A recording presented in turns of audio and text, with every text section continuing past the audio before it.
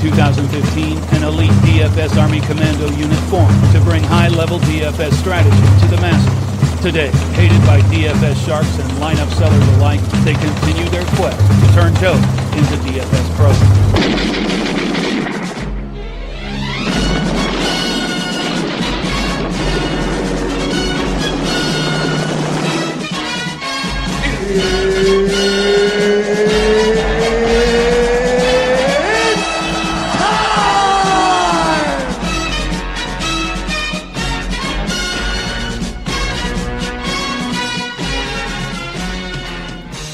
Good afternoon, everybody. This is your DFS Army Bold Calls edition for January 7th, 2018, and I'm your host today, BoomersDaddy. Obviously, I want to apologize first off for a 2.5-year-old not cooperating with nap time, which has put us behind schedule. So we're coming to you live from a sunny side Oklahoma and a rainy California. Normally, we actually flip-flop that, but just the way that it works today. So, Bear, how was your weekend?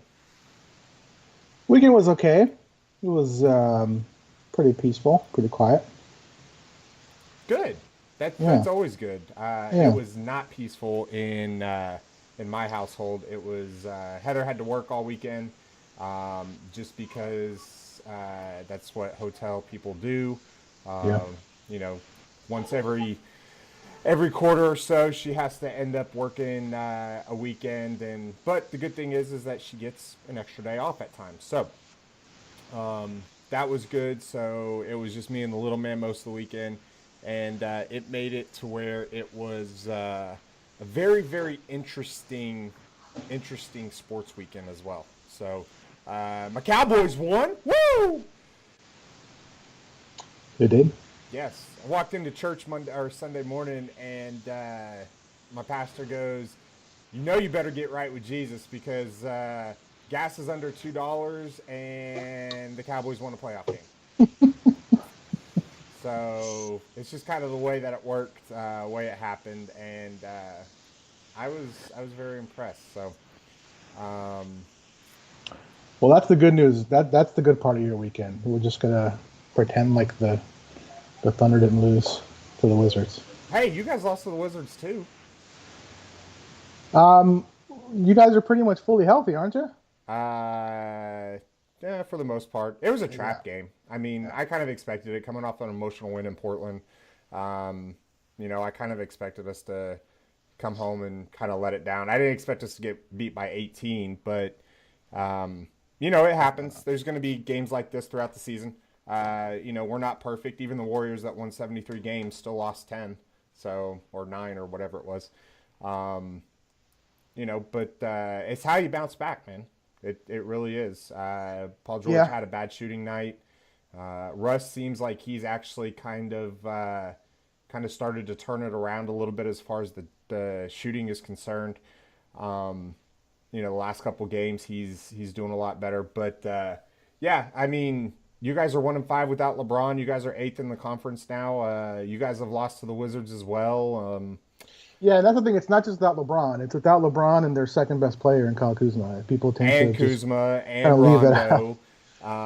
So I'm not worried about it. I mean, I think any team that's missing their first and second options on offense, best player in the league being one of them, I don't think you expect them to win. But, I mean, when LeBron went out, they lost a heartbreaker to the Kings by a last-second three-point heave by Bogdanovic. They came back and then they beat the Kings, and then they lost a really winnable game to the Thunder by 7 points. I mean, it was fine. Then Kuzma went out, and then it's like, who do we have left? So we don't. So I'm looking forward to pretty much all the teams getting healthy again, so we can start looking at what we can expect going into the playoffs. Yeah, it's one of those things that you're sitting there looking at it going, I mean, even the Thunder start the season without Russ. We went 0-4.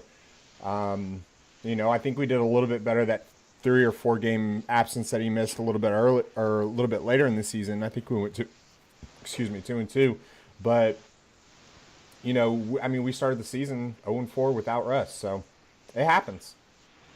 Yeah. All right, well, let's get going with today's slate. Nice little 8-game slate that we've got going today. A lot of fun, a lot of... Normally we don't get too crazy with the calls, I don't think, but I feel some bold calls coming live today and coming hot. Let's start off with the point guards here. Kyrie Irving's back after missing, 2 games with the eye thing. Man, I love the matchup. Right now, I'm deciding on whether or not I'm playing him, but I'd be lying if I said I wasn't concerned because it was his eyes. Like, every time that I've tried to play basketball, and granted, I am not good at basketball. I can pass. I just can't shoot. I'm like a Lonzo Ball. I can run with the ball, I can drive, I can kick out. But you ask me to shoot, and it probably honestly looks worse than Lonzo. But last time I checked, you need your eyes to be able to see what you're doing on the court. Yeah, it's true. I'm worried about it for a different reason. I'm worried about it because I think this is a scheduled loss for Brooklyn. Like, you mean a Sherry Maw game? A Sherry Maw game, and it's a little bit different now because Brooklyn is actually in the playoff hunt. And so what happens when teams are in the playoff hunt, which is kind of new, uncharted territory for the Nets over the last handful of years. Yeah, they're the 8th seed right now. I know. No, they're legitimately in the hunt, and they're playing really well. And frankly, they're coached extremely well. And so when you're at a point where you're legitimately trying to get into the playoffs, games like this, where you're on the back-to-back, where you're going into Boston, who's really, really a rough team, you're probably going to lose anyways. What do? Well, you rest some of your best players. And we're seeing that. We're seeing DeMarre Carroll out. We're seeing Joe Harris out. Tim Hardaway Jr. is still, or excuse me, Ronnie Hollis-Jefferson is still out. Alan Crabb is still out. I mean, they're really, really, really, really thin. I still don't think D'Angelo Russell plays. We don't have any information on that, but the way that they're approaching this game, why would they play him? It doesn't make any sense to me. So I'm looking at this as kind of like... Unless they plan to stagger their rest. That's the only way I see him playing. It's possible. But I agree with you on that. I mean, having said all those things, go get your value players from this game.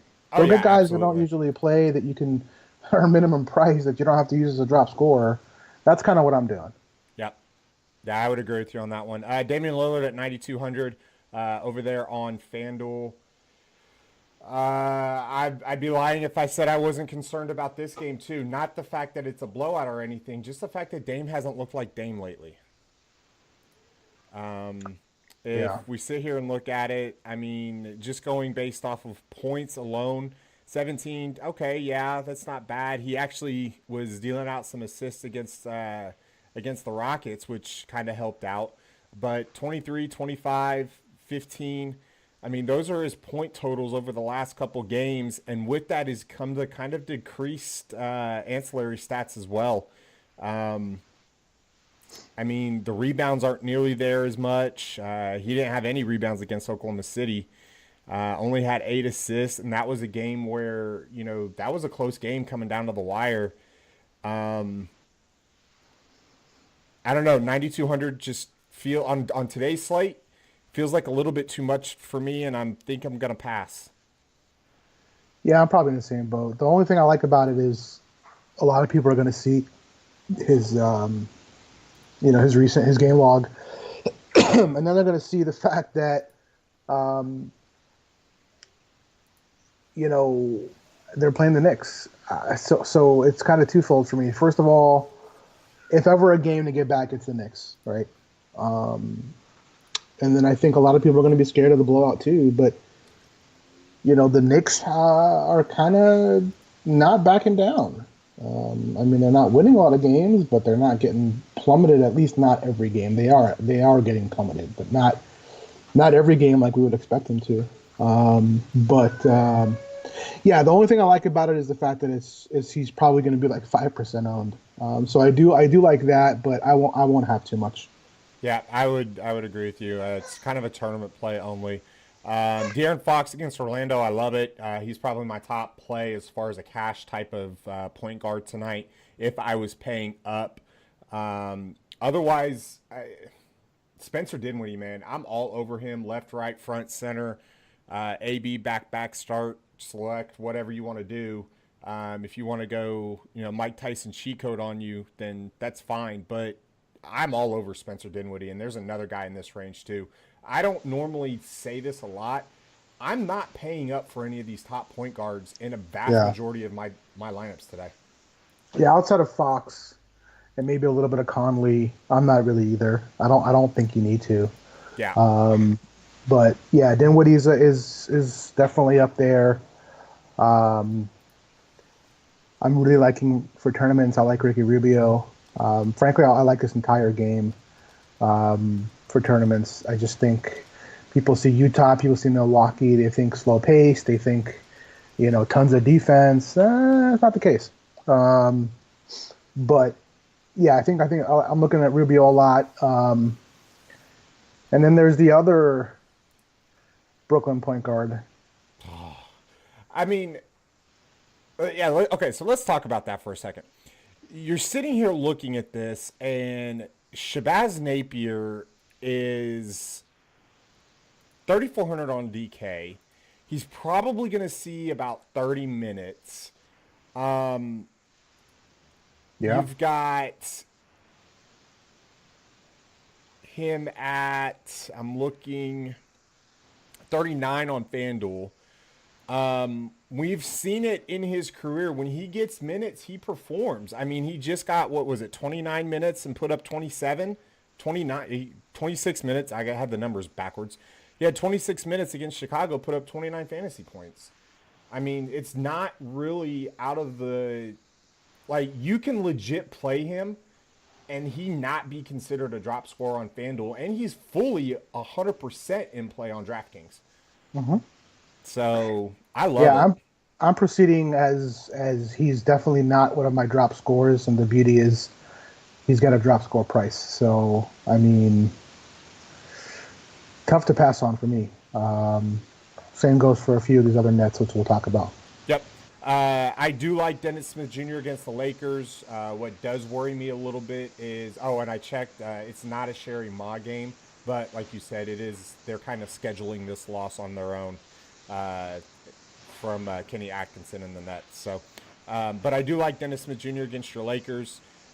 He's kind of a tournament-ish play because of the fact that Spencer Dinwiddie, and guys, you can pair these point guards up in cash games, in my opinion. Oh yeah, they're cheap enough. So they play Din and they play Napier as like the shooting guards at times. Yeah, so, especially if Russell's out. Yeah, I mean, if Russell's out, they're both going to see 35. So yeah, exactly. All right, let's move on to shooting guards here. I'm. Can we just say it's safe to say that at this point we should never doubt the ability that James Harden can hit 50? Like, the dude had 10 fantasy points or 10 DK points the other night. Yeah. At the half, and he finished with 53. Like, probably one of the worst shooting performances I've seen him have in his career. In any half was the other night. I think it was 3 for 15, and he came out, and this is why he's a MVP. He came out and made sure that his team was going to stay in it, and was absolutely just balling the second half. And he didn't, if you're looking at tournament options based on the ownership, based on what he did and what you paid for him, yeah, you could have faded him. But in that same aspect, he kind of just becomes a plug and play, at least in cash games with some of these slates. I mean, his floor is 50. I mean, what? I mean, come on. He struggled mightily and hit 50. So obviously we hoped for 80. And the way he's been playing, we expect 65. But I mean, look, once again, there's no Eric Gordon, still no Chris Paul. A decent paced game. He'll probably end up seeing a lot of Gary Harris today, who's going to be back into the starting lineup. Most likely. I don't know if that's 100% confirmed yet, but that's what we're seeing. So, I mean, there are two other studs on the slate with Anthony Davis and Giannis Antetokounmpo. So you certainly have your choices there, but it's really hard to pass on him.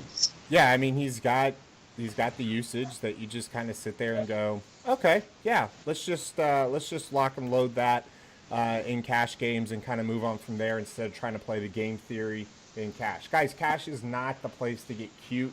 It's not the place to try to say, okay, well, if Harden only goes for 55, then I can have Giannis, who's significantly cheaper, go for 55 and I have that money to play with. Yeah, that's typically true, but Giannis is less likely or more likely to not hit the 55 than Harden is. I mean, like we said, Harden starts there. Yeah, that's his floor right now, guys. It's just like a couple years ago with Russell Westbrook, his floor was 55 to 60. That's what Harden's floor is. And then if he gets going and he gets in a groove, we've seen him. He can put up 45 fantasy points in a freaking half. So just don't overthink it. Plug and play. Let's move on. Yeah.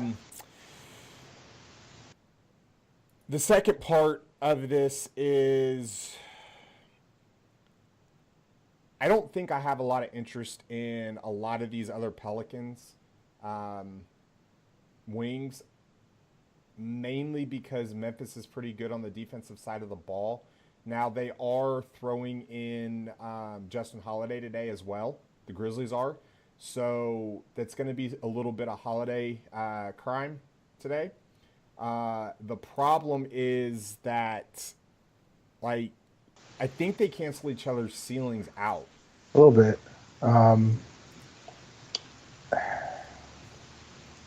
So I like the price for Justin. I'm not playing Drew, but I do like the price for Justin. I mean, you've got the starting shooting guard there is Garrett Temple. The backup was Dylan Brooks. Well, Dylan Brooks is out, so you've got a game where you're going to need to put up scoring, and Temple is really not much of a scorer. He's much more of a defensive guy. He can certainly hit his shots, but it's just not something he's been doing a lot of. And so you're going to have some scoring there. And obviously Conley's going to help you score, and Kyle Anderson will help you score. I think you insert Justin Holiday for about 25, 28 minutes. He gets hot. He might even play more. He can do it on both ends. He's a good defender too. He's really cheap. Fanduel is like $4,100. Yeah. So, I mean, and he's got upside. So I like it a lot over there. Yeah, it's, kind of one of those things that you just sit there and think about it. I'm trying to look up his DK price here real quick. He is $3,500 on DraftKings. So the move to Memphis dropped his price tremendously. And it's really because they don't know what his role is going to be. Like you said, they had Dylan Brooks. They've got Garrett Temple. Now, a lot of those guys can play the 2-3 in that system with Conley playing the 1. But it's an unknown. So take advantage of it today because I don't think he's going to be there very long. Man, this position, I want to save one guy Okay. for our VIPs. Okay. But I do want to talk about Luka Doncic here. I just found out because I was an idiot and I didn't check that his last game, Luka's last game, it was actually a Sherry Ma game. Where he put up it was on the 5th, where he put up just 35, 14 points, 8 rebounds, 4 assists. It was actually an 8.5 on the Sherry Ma game. And I didn't realize that, and I didn't check it because I went to go check it the other day, and they didn't have the second half of 2019 out yet, and I just completely forgot to check it. I was all over Luka that night, and he salvaged his night, thankfully. But, man, if I would have known that, I would have been off. Yeah, I mean it was kind of, so I didn't check it either, but it kind of gave it away when they were resting, Barea and Devin Harris and whoever the hell else was out. So it's just like Brooklyn tonight, man. Like, obviously not on the Sherry Ma, but like it's the same idea. Like these experienced head coaches, they schedule losses. Like and look, there are times where those scheduled losses they don't lose. Like, you could play crappy teams on the scheduled loss night, and you can have your second, third string guys actually win a game versus a Phoenix or whomever else, Cleveland. I don't know, whoever else. But so when I say scheduled loss, that doesn't mean 100% they're going to lose the game. It just means 100% their main rotation guys are going to be given the night off. You'll see Jared Allen start. Sure, he'll start. I was not hitting more than 25 minutes today. Believe me, he's not. Yeah. Not today. So just something that I want everyone to understand. When you're looking at this Celtics-Brooklyn game, don't look at it like, oh, well, now there's all this, I'm going to play,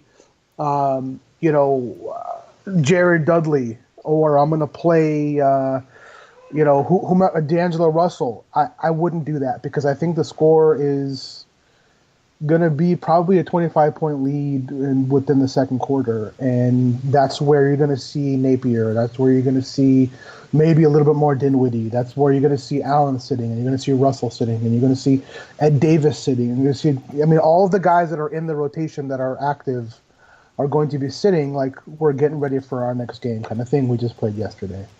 And so when we get to some of the other positions, or maybe we'll save it for our VIPs, I'll let you decide what you want to do there. There are some guys on both sides of that roster that we feel are going to be super sneaky and under-projected because of what we're saying. Yeah, exactly. So let's talk a little bit about Buddy Hield, who continues to just shoot lights out. I've been watching this kid since, he came on as a freshman at Oklahoma. When he gets hot, he gets hot. And there ain't a lot of people that are going to stop him. He got on one of those little streaks the other night against Golden State, and that's actually what kept him in the game. Now, Sacramento tends to play Golden State pretty tough usually anyways. It just seems like a tough matchup for them. But I don't mind going right back to the Buddy Hield train again tonight. He's right there kind of in the middle. He's a little bit more than Chris Middleton.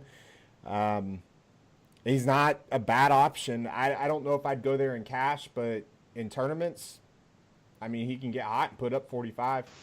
Yeah, I don't hate it. I think there's one more guy here though that I wanted to who's a little bit more expensive and I like a little bit more. So we've already got word that Rudy Gay is going to be out today. I think he's got a wrist injury or something. Yeah, I think that's what it was. And the usage on DeRozan without Gay, just through the roof. I'm going to give you these exact information here. So, it's Utah. Oh my God. DeRozan gets a 34.4% usage rate, 1.3 fantasy points per minute. It's just really tough not to play him. Obviously, you've got, you've got Harden, you've got some of the guys you talked about, you've got Luka, you've got Buddy, you've got Bogdanovic, who's not going to play well over 30 minutes because it looks like Shumpert's going to miss again. So, I mean, yeah, a lot to choose from here. Yep. You mentioned Chris Middleton. I like Middleton a lot too. So I've got DeRozan at 1.1 fantasy points per minute. I've got him projected right around 35 minutes. That's 38. If you bump that up to a 1.3 without Rudy Gay, and I'll have to look at why it's not where it is. Do you know how big of a sample size that is? Do we have word? I do. No, I don't have that right in front of me. I can certainly get that. Okay. But he's missed significant time. So. Yeah. I'm wondering kind of where my model didn't pick that up with the increase. So I'll have to go back in and look at that. But if you just take the 1.3 times 35, you're looking at 45 fantasy points. And that's probably it's on average. Yeah, that's average. It's extremely hard to play both Harden and DeRozan in today's lineup because there is value out there, but not a lot of it right now is great value. Now, hopefully, over the next couple hours, that does open up, but it's not great right now. Yeah.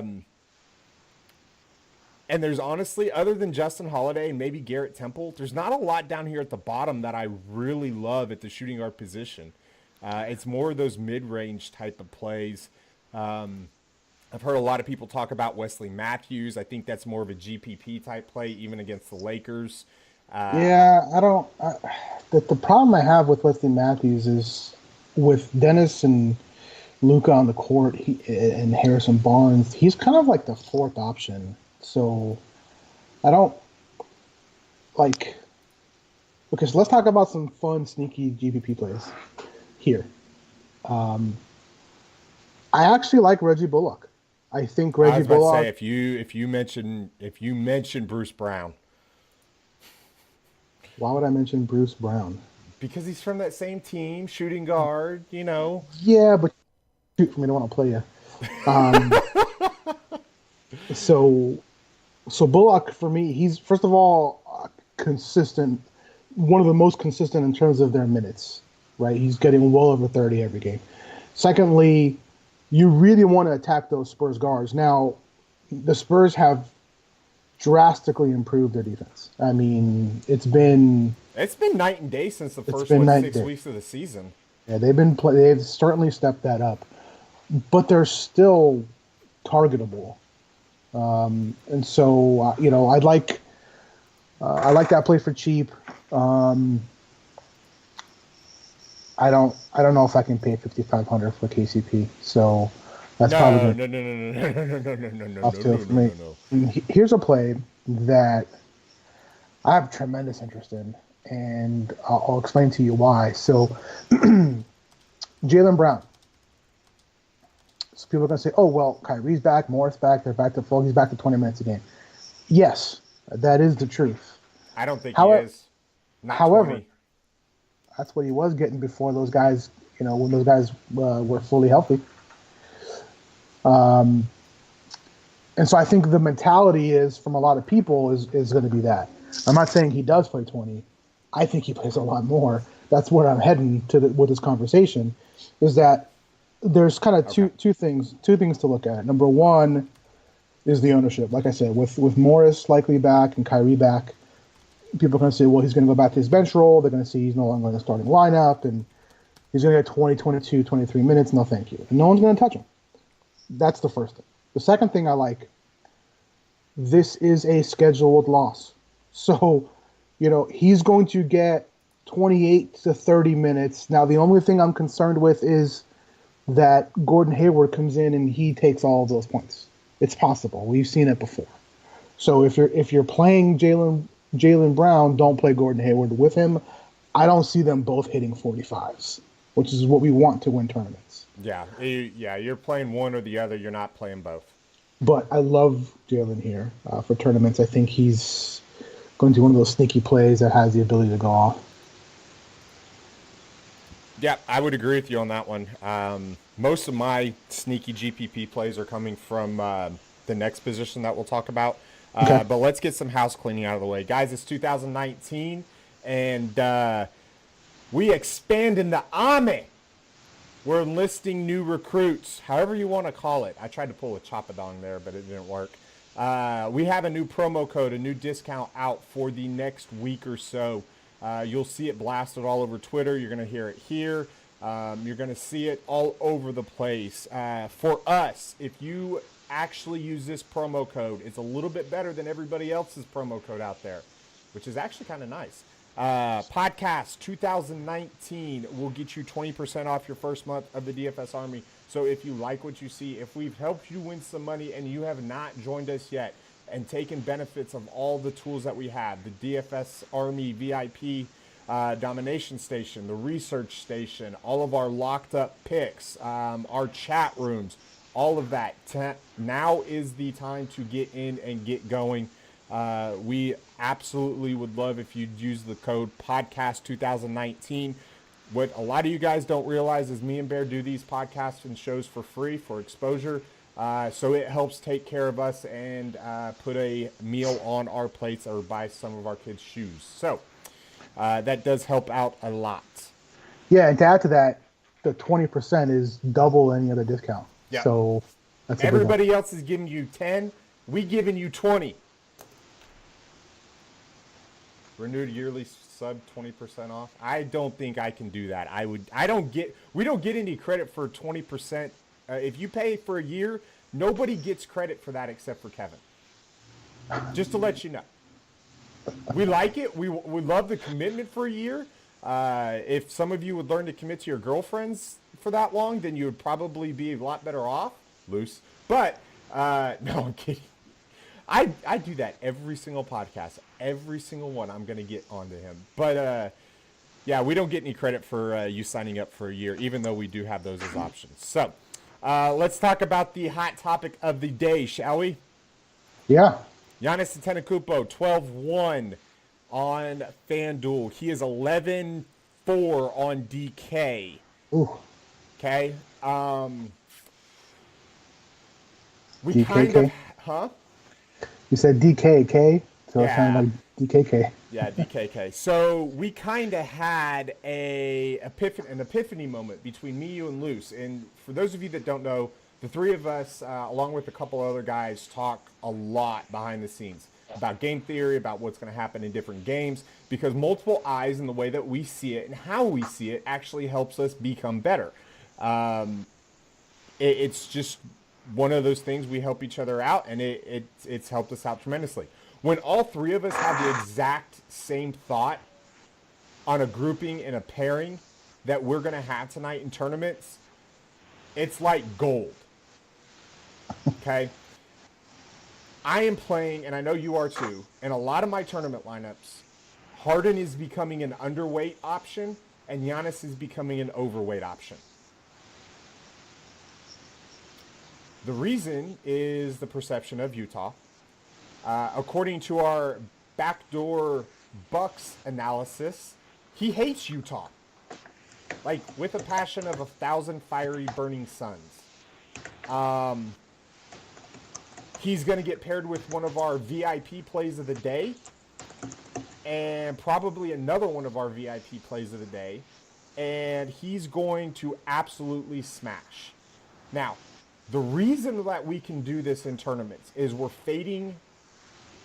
It's scary. Trust me. You have to be making multiple lineups in order to do this.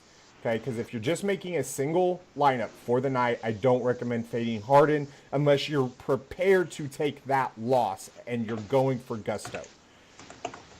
With Giannis, you have the ability to match Harden for cheaper at a significantly lower ownership percentage.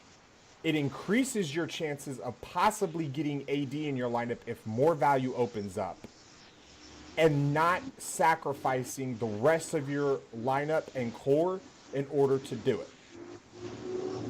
It's not something I would do all the time, but tonight I think you can do it no problem. and I've talked a lot about zigging when everybody's zagging. Harden has become a plug and play around the industry. Giannis is probably he's going to be the forgotten one out of the three studs today, in my opinion. Well, I think him and AD are both going to be forgotten. I think you're going to look at AD and you're going to see, Memphis, slow pace, good defense, right? No one's going to want to play him. He can put up 60 against these guys too. I mean, it's not. So yeah, I'm with you. I think Harden will hands down be the highest on stud. And keep in mind too, Denver still has that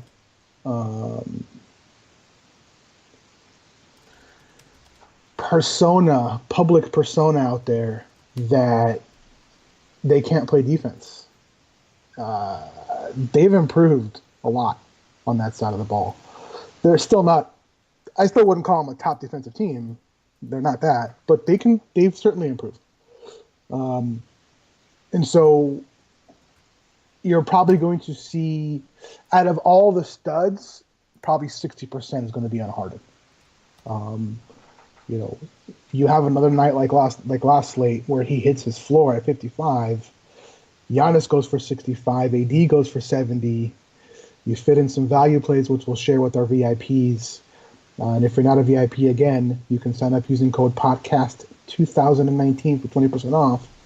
Then you'll have enough value plays to play both. So it's a tournament strategy that I'm really fond of.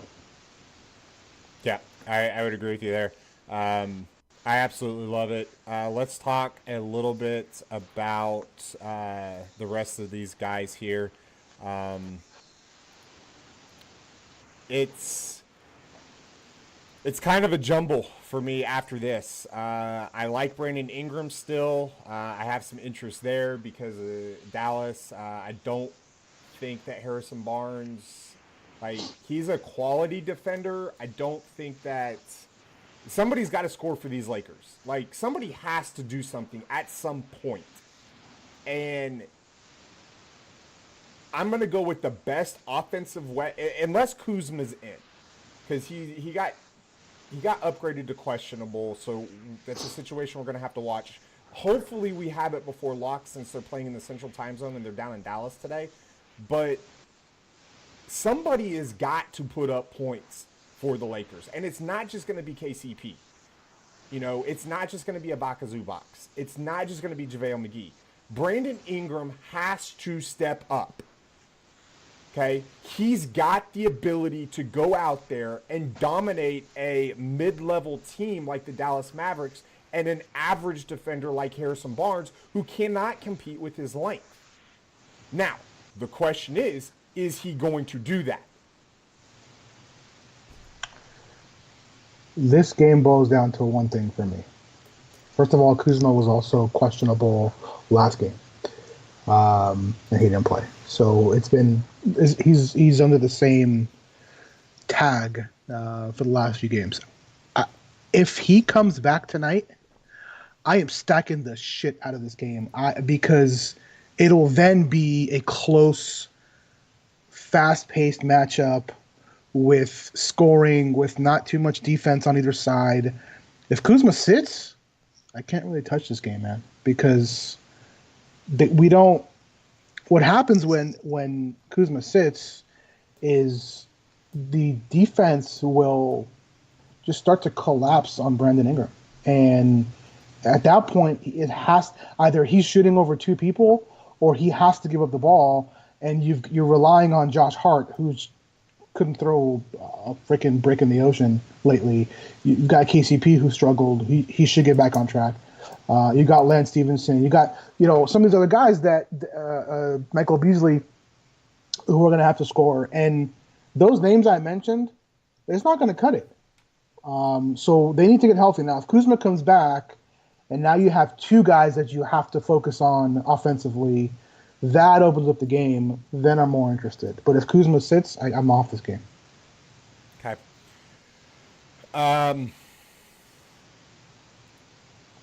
Yeah, I mean, I can't really argue with a lot of that. It's pretty It's pretty cut and dry. I just like everybody talks about Ingram as being this immense talent, and like I see No, they the don't. glimpses. They don't. They Dude, don't. he was the number 3 overall pick. That doesn't mean that everyone's talking about his number 2. That doesn't mean that everyone's talking about his talent. All I'm hearing over the last 60 days is how much he sucks. How much he doesn't have what everybody, he's overhyped. He's this. That's all I hear. I hear the opposite of what you're saying. Well, now coming out of college, I'm talking overall. He's been he's been compared to KD. He's been compared to a lot of these younger guys or these older guys that are long and lengthy and play in the 3 that have natural scoring ability. The problem I think with Brandon Ingram is not the fact that I don't think he can't score over 2 guys. He doesn't have the will to score over 2 guys. Like at some point you have to dig down deep and assert yourself and be aggressive and get mad on the court. The only time I've seen Brandon Ingram mad is when he was punching Rondo or Chris Paul in the face. We saw that mad versus, I think it was Sacramento recently. The thing is, again, it's asking him to go 1-on-5 at this point. Yeah, I mean, the Lakers need some help, and Kuzma's going to be he's the heart and soul of that team. Even with LeBron, and like the Lakers aren't as good without LeBron, obviously, but they're not as good without Kuzma either. Like he's like I said, man. Once Kuzma once LeBron went out and Kuzma was still in, there were a lot of really winnable games there. And some of the games that we won, and one of the games we lost by a last-second 3-pointer by Bogdanovic. I mean, there's a lot there that it's just you take away those 2 guys, man. It's you're taking away 2 tires off of a car. Like, how are you going to drive? I mean, and you got to give it to them. They're young without LeBron, without Rondo, without some of these other guys. They're a young team still. They really are. They've got a lot of young, good talent that they still have to develop at the NBA level, but they've got to learn to close on their own as well. I honestly think that if LeBron doesn't come back until next week, and we're hearing later on this week, but if he doesn't come back till next week, and Kuzma comes back tonight, and say they play another 3 games with Kuzma before LeBron comes back, I honestly think that this can do nothing but help them later on down the line, even though they have the larger hole to climb. Because eventually you can't just rely on LeBron to close out games. Somebody else has to step up. And Kuzma's shown the ability to want to, but if I say we like I'm a Lakers fan, and I'm sweating over here for you because, like, they're so, oh my, anyways, if Brandon Ingram shows up pissed off, I don't care who's guarding him. I think he has the talent to go off, especially against an average defensive team. Now, the question is Wesley Matthews going to get in his face? Is Harrison Barnes going to get in his face and get the young cat and his feelers hurt today? So it won't matter. If he's pissed off, it won't matter who. Well, yeah, that's what I'm saying. Is he gonna bow down and succumb to the way that he looked the last 2 games, or is he going to get mad and act like he did against the Kings? So yeah. All right, so there is a situation that we have to talk about here. I love him for cash games. He's cheap. He's playing in a slow pace game. I think he's worth the fade in tournaments, but in cash, I'm just going to go ahead and plug him in. Davis Bertans, 3,900 on Fanduel. Probably going to get the start as of right now. It is pop for Rudy Gay. Yep. I would say he's 3,600 on DK. So I would say that he's kind of a plug and play in cash. You could probably fade him in tournaments. I'm playing him some. He's going to get a lot of Blake Griffin. So Yeah, I mean, this is a guy that's going to play the 4 while LMA plays the 5. They'll probably move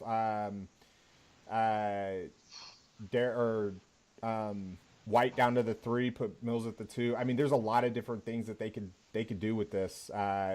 You've got DeRozan that'll play the 3 a lot too. There's a lot of different rotations that they could do with this. I've never been one to shy away from Blake Griffin defense, especially with a guy that can shoot the 3 like he can, because Blake's just not good about guarding the perimeter. But this isn't a Shabazz Napier type of value play for me in tournaments. If his ownership percentages are going to creep up there, for FanDuel, he becomes an automatic just drop score candidate or a fade candidate for me. He's not somebody I'm going to build my tournament core around. Yeah. I mean, he's cheap enough to where he can certainly be a drop score. Yep. So. The whole Gerald Green, Evan Turner cheap experiment thing, I don't know. It's tough, man. Here's the thing. So Evan Turner was a great play if you played him, because before lock, Harkless was probable all day, and then all of a sudden ruled out. Turner and gets Harkless start. Kills the Rockets, by the way. Oh yeah, no, believe me, he was in my lineups. Oh yeah. But Evan Turner gets a start, boom, 10x.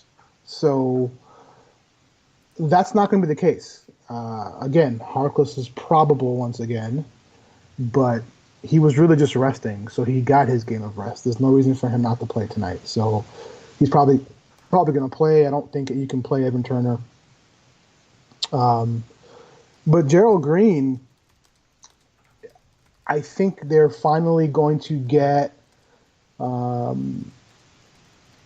Ennis back, a little bit more into the flow, and you've got House playing significant minutes and playing well. Green is kind of one of those guys now that comes in when they're just not able to score, or they need that 20 minutes of scoring, when Harden takes a breather. So.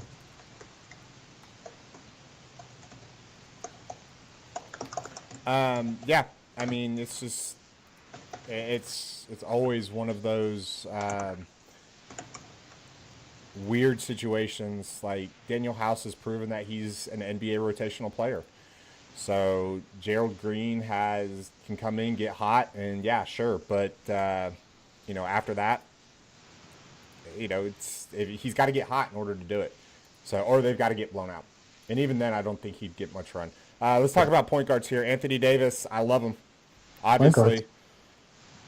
So you mean power forwards? What did I say?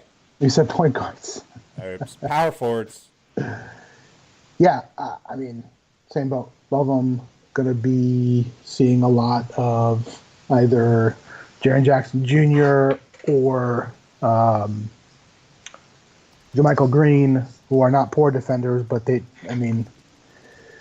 this is the kind of game where I think Davis goes underlooked. Matchup is not as scary as you make it out to be. In fact, power forwards have done pretty well versus Memphis. Most of that is because Jaren Jackson Jr. keeps fouling them. That's the main reason. But that's one of my top plays here. Yeah, Blake Griffin against San Antonio. I'm going to have to look it up. I think he's done actually relatively well against them, but he's not making it into a lot of my builds as of right now. So for lineups that I'm not playing Davis, I'm playing Blake Griffin. I was going to actually play. I was actually thinking of LMA. Or I have a lineup with both of them, LMA and Blake. Okay. So yeah, those guys are all very, very high on my list. The issue is, look, in an ideal situation, you play LaMarcus over Davis, and they come within 10 points of each other, right? Or Blake Griffin, whichever. But I'm looking at this as like a ceiling type of game for AD, because, like we talked about, Memphis plays really solid defense on the perimeter, which is going to make it tough for Drew and Elf and Each Moore and, whomever else. So I think that, and Randall will probably have his hands full with Gasol. And so I think a lot of it's going to have to come from Davis. Mm-hmm. So that's, for me, it's going to be hard to avoid. Oh, I don't like. Here's my thing: is can Blake glow off? Can Blake go off? Yes, Of course. we know that. But he's on, at least on FanDuel, he's $1,000 more expensive than Aldridge. And he's 1,100 more on DK. Yeah, I just think he has a little bit more of a ceiling than Aldridge does. I mean, they both have high ceilings, right? But I think he has, because with Griffin, he's also got his assists upside, whereas Aldridge doesn't have as much. I mean, he's basically the team's point guard, man. I mean, that's what they've made him, do. They made him play their point guard. So, and it's kind of good for him. So, okay, so we get a revenge scenario with the Knicks tonight. Noah Vonleh going back into Portland. He was one of the first guys I actually kind of plugged in. I love the way that FanDuel has this positioning for their front court right now, mainly because they've got Kevin Knox, Noah Vonleh, and Luke Kornet all at the power forward position, and they all play 3 different positions. Like, Knox will be at the 3. I mean, they can all play the 4 too. I'm not saying that they don't but they interchange. Like, I can play Kevin Knox and Noah Vonleh and still feel good about both of my power forwards on a, on the same roster. Noah Vonleh, he's probably going to see a lot of his buddy Al-Farouq Aminu. I think this is more like, this is definitely a tournament play, but this is very, very, very, this is like me and you going at it. Like, they were teammates for a couple years, and they became really, really good friends. And now, let's not mistake, they chose Aminu over Vonleh. mm-hmm. There's going to be some bad blood there. Yeah. I think Vonleh is going to want to come in and be like, and look, he's now in a featured role, right? He's the starter. He's getting 30 plus minutes every game. He's basically the anchor down low for them defensively and, defensive rebounds, etc. He's the guy for them. So, I mean, I really, really like Vonleh here. And if I'm not playing Vonleh, I will, play the foul trouble card and play some Cantor. I mean, I don't mind either one of those guys, just not together. But and then Knox has the upside of he's the scorer. With that, one of the scorers besides Hardaway and Moutier on that, with the starters. So, I mean, yeah, I'm fine with playing both of them together. Yeah, like this little grouping right here, Kevin Knox, Al-Farouq Aminu, Noah Vonleh, Derek Favors, they're all between 58 and 6,100 on FanDuel. I love them. I love all of them. Yeah. All right, let's talk about the oh, I can't believe it's Manimal time. Gotta talk about the Manimal. It is Manimal time. Dude, I'm all in. I mean, like, this guy has been dying to play. He's been dying to get on the court. He's been very vocal about it. He's been a professional about it, but he's been vocal about it. I mean, this is his chance. You've got, pretty much half the Nets team resting or injured. You're telling me at minimum price across every site, because he doesn't play, I get a guy who's going to play 25 minutes who has a chance to prove that he wants to get more playing time and the reason why. He's going to be pretty much locked. Is he a buyout candidate? Or do they value that veteran leadership even though he's not getting the consistent minutes? They like the depth that he provides. I mean, like, Let's say he wasn't there today, for example. Well, they're screwed. Well, yeah, they've got no size. So every team needs that depth. Now, if you're talking about a player that is fourth or fifth down the row, yeah, you can look at him as a buyout candidate. A guy like Zach Randolph is a buyout candidate. Right, but they're not showcasing Zebo. What I'm asking They're is, not I'm wondering showcasing if, him Farid either. He's not getting on the court. Right. Well, no. What I meant is like, if he's a buyout candidate, does Farid use tonight as a way to show teams that he still has it? Gotcha. That's what I was kind of getting at. He's definitely going to show that he deserves to be on the court. Yes. So that's exactly why I'm going after him today. Okay. All right. Let's move on to centers here. Oh, I do want to point out Marvin Bagley is going to be available tonight. That's kind of. That kind of hurts my Willie Cauley-Stein and Nemanja Bjelica love, but I'm not sure how I'm gonna be handling that. So, Nikola Vucevic, he is actually my top center of the day over Nikola Jokic, over Jusuf Nurkic, over Andre Drummond, over Clint Capella. Vooch is my hammer. Yeah, mine too. There's no question about it. Cash, tournament, all of it. Loaded up. Yeah. After that, I mean, it's... Guys, I mean, Jokic is in a pretty decent spot. Nurkic's in a decent spot. I do want to see what Andre Drummond has done against the Spurs. It's pretty nice.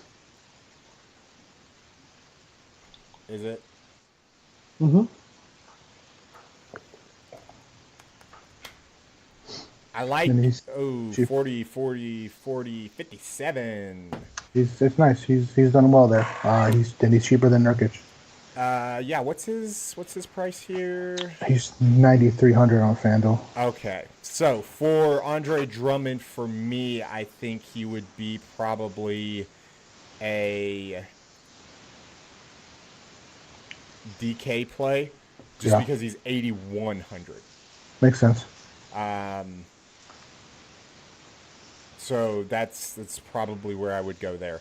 But I mean, he's definitely got a lot of. I mean, you saw it. You just said it. He's got 57-point upside. Yeah. I mean, that's tough to beat. Yep. So let's talk a little bit about some of the value plays at this position. Mm-hmm. Do we have to? No, we don't.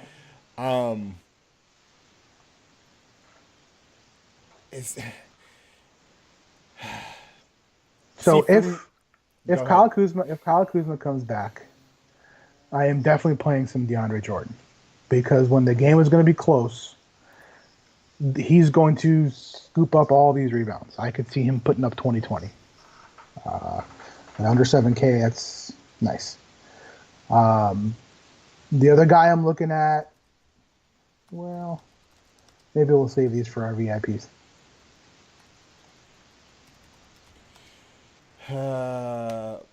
Okay, so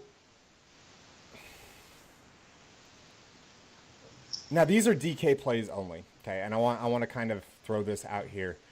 I'm not sure yet what I'm going to do with Willie Cauley-Stein because of Bagley coming back. I wasn't prepared for that. Enes Kanter at 5,700 or 5,300 on DK isn't a bad shot. You can play Derek Favors against Milwaukee at 5,200 over there. Do we have word on Marcus Morris yet from the Celtics? I think he's probable. Okay, so if he's in, then Daniel Tice actually becomes a no-go for me. If Marcus Morris is out, I love Tice tonight at 3,900 on DK. You could...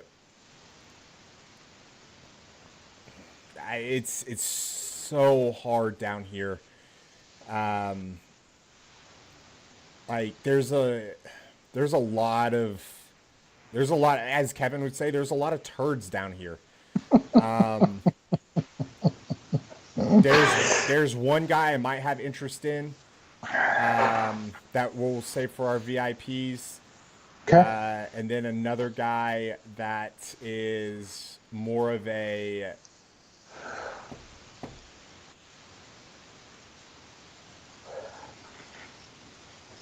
drop score type of candidate on Fanduel. I don't think I would be playing him on DK. That guy is Ursan Ilyasova on DK. Just because of the fact that DJ Wilson's out. He's more of a drop for me. But he's 3,300. I don't find myself going down there that often. Yeah. So,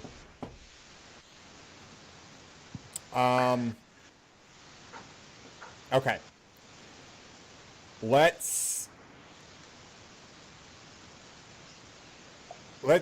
So let's put a little wager on tonight. Okay. Do you think that who do you think scores more? Shabazz Napier or Dennis Smith Jr.? Ooh. That's a tough one. But the fact that it's a tough one lets you know who you're supposed to play. Yeah. Especially since there's $2,000 difference. Yeah. At the shooting guard position, James Harden excluded. All studs are going to be excluded from this, by the way. Okay. Buddy Hield or Luka Doncic? Buddy Hield or Luka Doncic? Gonna have to go with Luka Doncic. Okay, I'll go with Buddy Hield on that one. Are you writing these down? Yeah, I'll have them wrote down. At the 3, now there's not a lot here, but I'm going to go with Gordon Hayward or Joe Ingles. Both Gordon have Hayward matchups, so. or Joe Ingles. I'm gonna go with Joe Ingles. Okay. At the power forward position,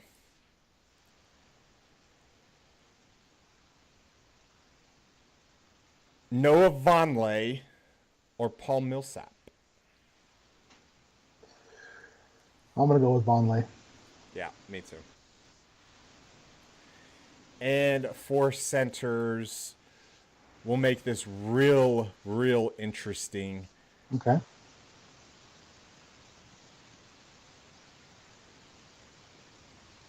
Rudy Gobert or Clint Capella?